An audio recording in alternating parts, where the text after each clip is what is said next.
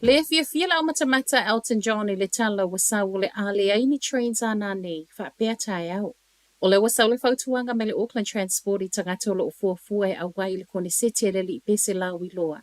E avelo te avale po le tuli fo I le la anane fa pea le poa tai au I le Mount Smart Stadium. O le tapuni ai o le station I Penrose ona o ngā luenga fa le leo a walo trains o lo iai nei. Fa pea le ai o ni trains fewa I a tai au o le mafua angalea.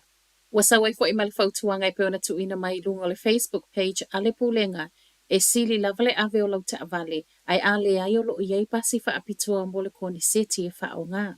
O pasi fo I nei mai le taulanga e fa atapula.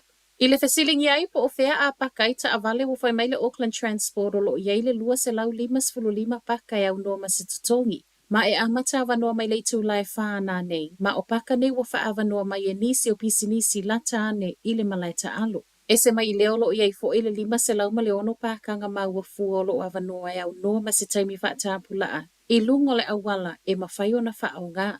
Ua le fia I ma le toa tele o lo wha alimanatu I lungo le Facebook, o na o le tala wa sau nei ale Auckland Transport ma e ui o lo o fo mai pakanga I peona ta ua, I manatu o nisi, e le lava lea pe a wha atu sai leo o atu I le wha se fulu wafe tangata, leo lo o wha moe moe e awai.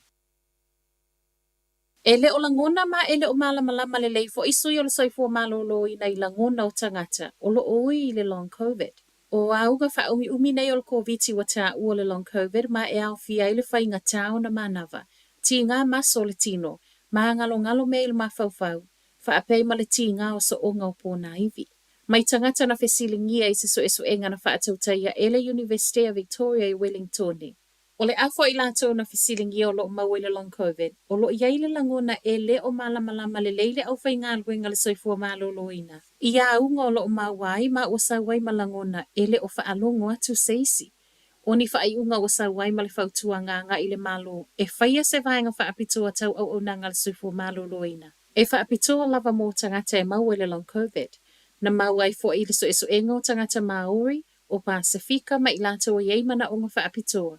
O I lato nei o lo o sili atu na mafatia I le tūtau tupe, soifua maloloina, atoa ma le mafau mafua mai o na o le koviti mo na afianga. O tangata na fesilingia le so esu engo I lato na mau le koviti luma ato le ulua iaso te se mo le lua afe lua tasi, ma o le afo ina iei le sao lo matanga luenga le soifua maloloina I totonu o le nei so esu enga. E le opisa mai le Council of Gisborne I se tāpenanga o iai, e ono pui ma iai tangata tae ele mai matawhanga o lo o tele I nā alu iai o taota. O le pō le aso lulu le ana mali wele ta mai titi se fulu lua tau sanga le matua ina ua tae le ngalu, ma pa u wande mato e tauro na uru il fafie tele, o lo o upe upea I le sami, ma o fafie te tele nei na au mai e tāwhenga o le whao heo.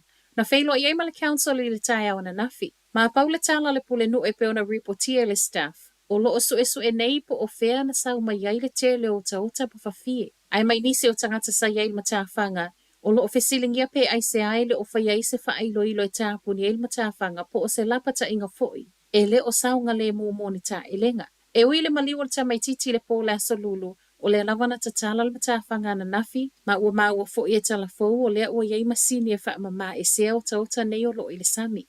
O le pōna whai ai le sauni ngā lotu wha apitoa al matawhanga I waikanai, e mana tuai le maliwa le atali.